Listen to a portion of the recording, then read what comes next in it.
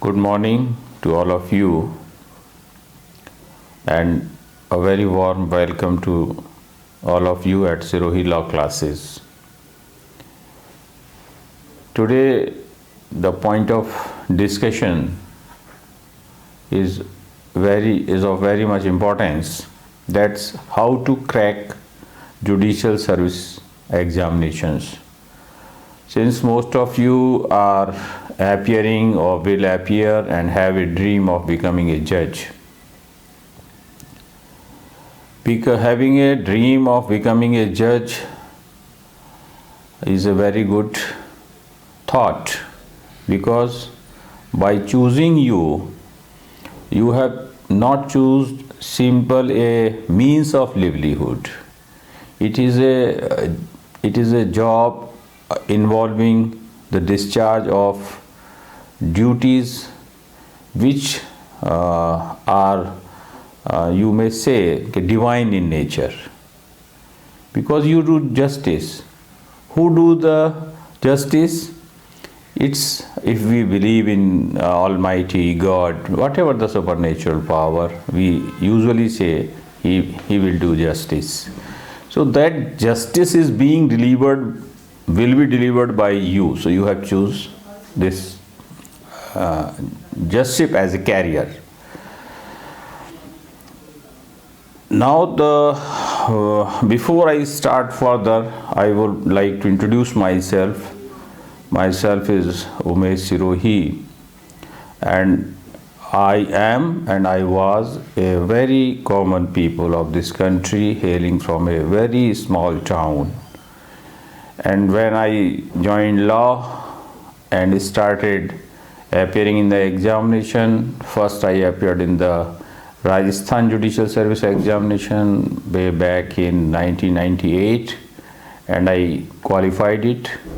Then I qualified the UP Judicial Service examination, Haryana Judicial Service examination, and in 2002 Delhi Judicial Service examination, and ultimately joined initially the UP Judicial Services in 2001. Later on, in 2012, I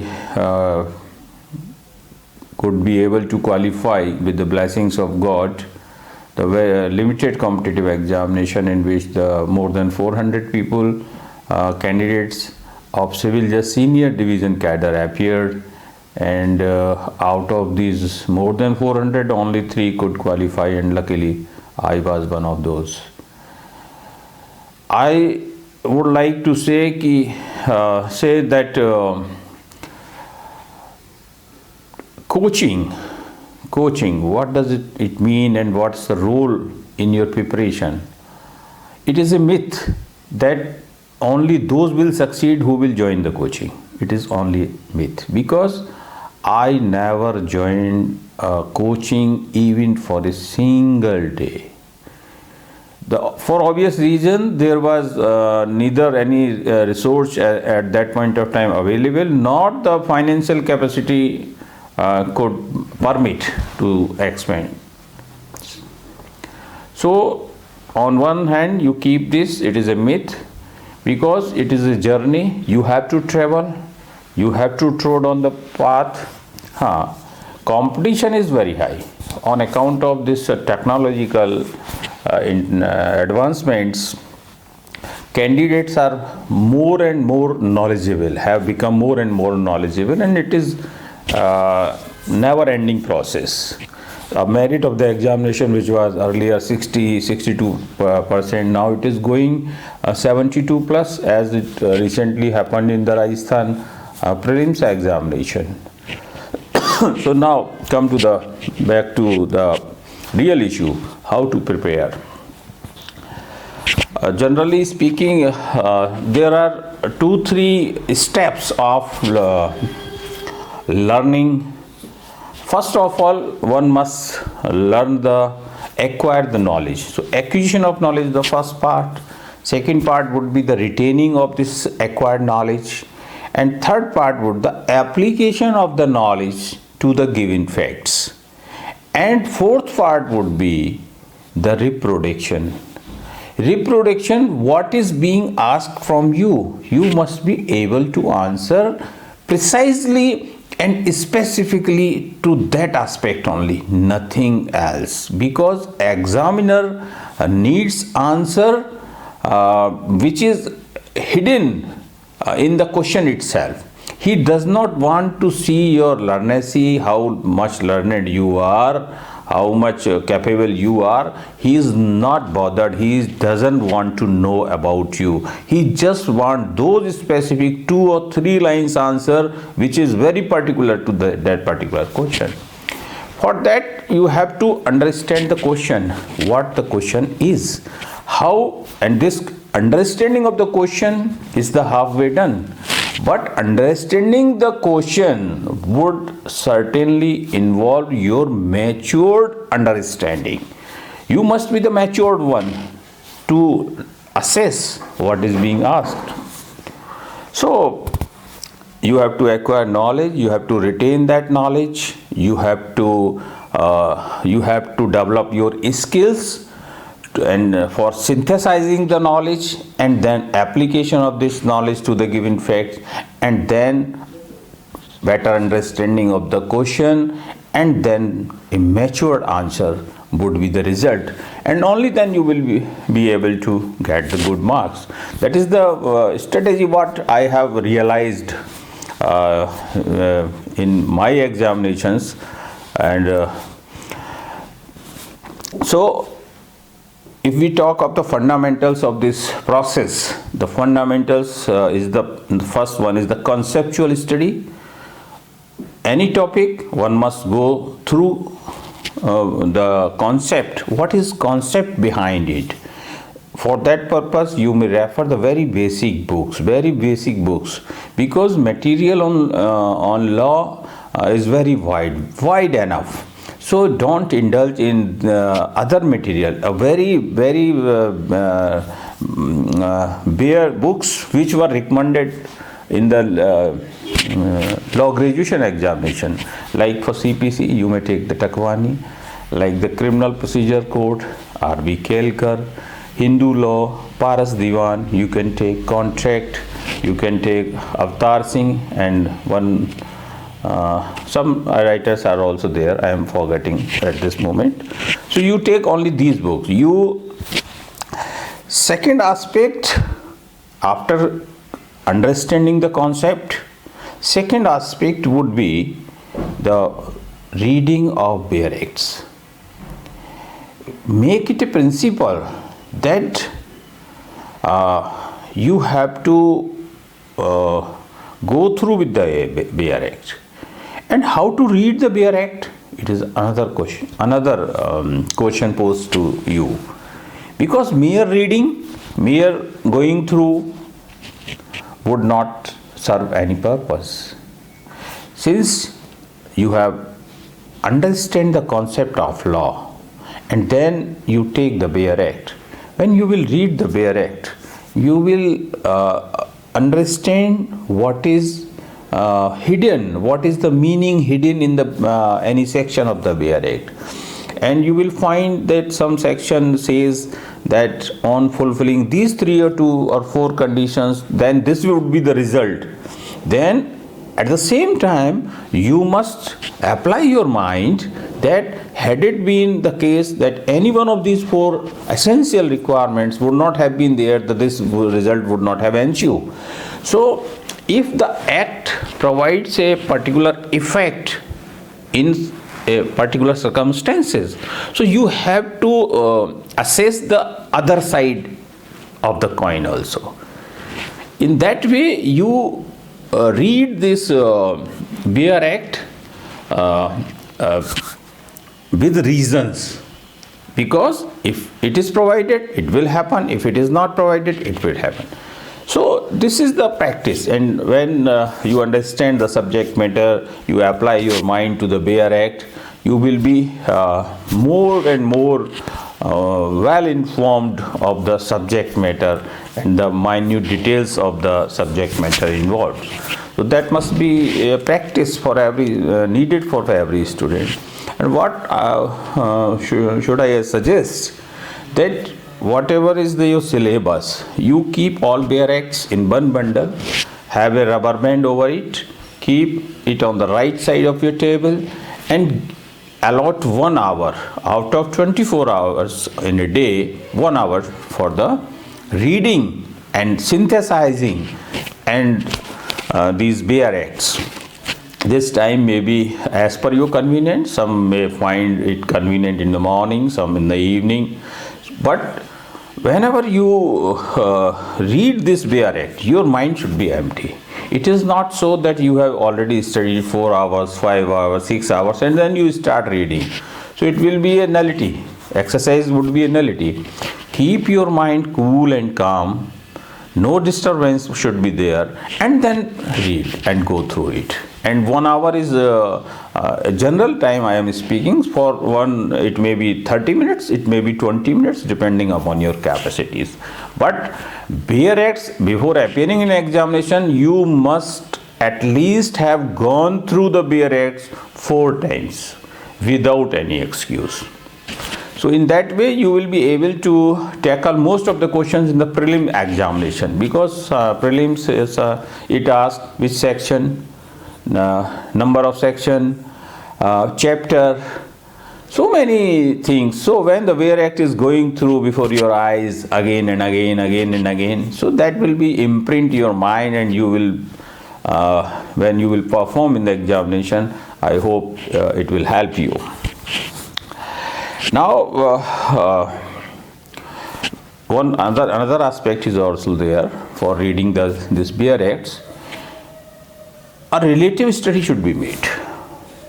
Relative study means because certain provisions have connections with other provisions in terms of effect, in terms of definition. So many times one particular section is connected with the other provisions of the same act, or maybe with the provisions of the other act. So relative study, interlinkage of the subject, you may term it as interlinkage of the subject, and you may put a note, a very short note on the bare act itself. Suppose what is the effect of the error. Error, what is the error? If we talk of the CRPC, there is a provision of the effect of error. If 167, what will be the result of non-compliance of any provision? 167(2). And in that way you may have a chart also, because some provisions are similar to Court of Sessions provisions, some are magistrate. So when we have a analytical study and a chart before us, these are the powers of the magistrate on a particular subject matter. In the same analogy, what is the power with the magistrate, and also with the what are the powers of the High Court. So we must have a chart that on a particular topic, suppose framing of issue, whatever the subject matter may be. So comparatively chart you may prepare, and that will give you the better understanding of the entire, a comprehensive study. So what would I suggest? One must go through exhaustive study first, and then it must be followed by some selective studies. While selective studies, you may do another exercise. You may take the unsolved papers of the examinations and try to attempt. And if possible, you must have, now you need some guidance that whatever have you answered, whether it is correct one or not. Because every student, whatever he writes, understand it's good. It's good, it's very good. But when the examiner examines this answer, he is not giving you the good marks. So whatever you have performed in the exercises should be evaluated by an independent person, a knowledgeable person in the law, and that will suggest you what type of correction should be needed. Because every student, the need of the every student would be the different. Somebody may have problem in acquiring knowledge, somebody is reproducing in the knowledge, somebody in attempting the question. Some of the candidates may not know what to retain, how much is to retain. They say in the graduation examination 10 number question is there, then you have to write down 4 pages. No, here even if it is a 10 number question, you may sum up even in 8 lines, 7 lines, 6 lines, depending upon the nature of the question. So that is how the commission's examination are different from the university examination. So you have to keep it in mind. Now, subjective question should be attempted by you more and more. Answer must be evaluated by third person, a knowledgeable person, and we also help you. Our faculty can also help you in this process of acquisition of knowledge, tricks of trade, how to crack, and then performance, because it is well said that practice makes a man perfect. If you have attempted the 1,000 questions, you believe that out of these 1,000 questions, 70% question will be those within these 1,000 questions.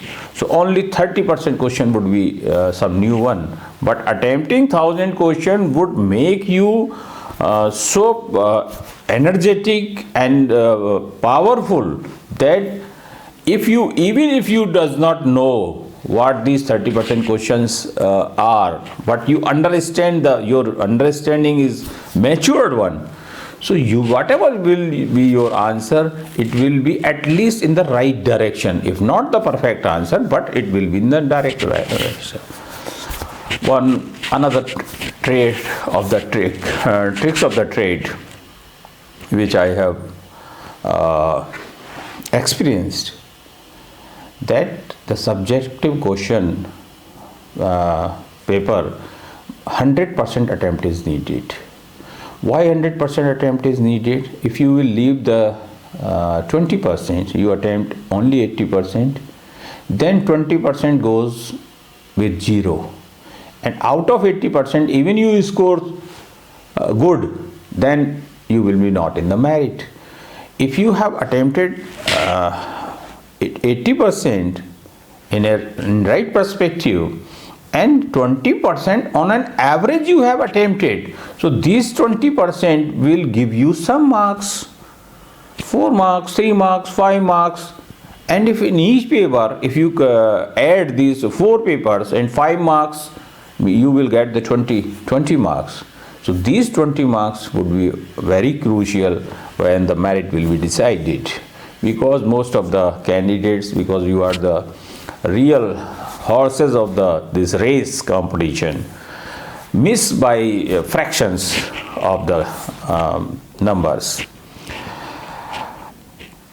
Another aspect I would like to say, landmark judgments, right from the Privy Council to the Supreme Court. Don't indulge in too many landmark judgments. If you will prepare the list, you will hardly guess 30 judgments or 40 judgments, landmark judgments for your examination point of view, right from the Privy Council to the Supreme Court. Keep all those 30 or 40 landmark judgments in a file and must go through it. How to read? Again the question arises, how to read the law judgment of the Supreme Court, because it is voluminous and the intellect and the wisdom of the honorable judges is very high, and you may not be able to understand that. So no problem, you try to practice. When you will go through, you will understand something. try to find out what was the issue. Write it down. What was the issue before the Supreme Court? What the High Court has said? Write it down. When you will make the notes on this landmark judgment, what was the issue, what was the decided, then the picture would be clear. And you keep that note tied up with your landmark judgment. So whenever again you will come across with this law, your note will be there. You need not to read the entire judgment. Your note is there that this was the issue in the case, this was decided, and this was the reasoning. So on 3 aspects you can cover it up. And then keep yourself updated with law.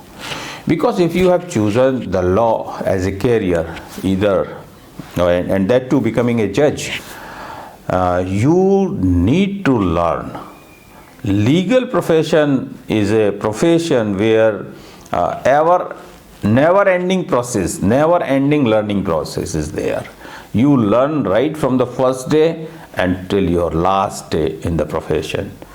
Reading and learning, this is the sine qua non for successful, to be successful in this legal profession in either form. So I think if you will keep in mind all these aspects, you will be able to perform better. This is what I have experienced as an aspirant to the judicial services, and 20 years experience as judge in the subordinate courts in the state of Uttar Pradesh. I hope that it will help you. Before concluding, one more thing I am recollecting, that unquote, that somebody said it, that it is always glorious even to fail in great attempts. If you succeed, then how much glorious it would be, you can realize. So your attempt, if you have chosen this judicial service examination, it is really a great attempt, and it is a divine duty, as I have already told. You must and must do it. Why? Because society need you. If you will not do, then who will do? Some undeserving will do. You are the deserving one. You can make you more suitable. You can make yourself more deserving. And this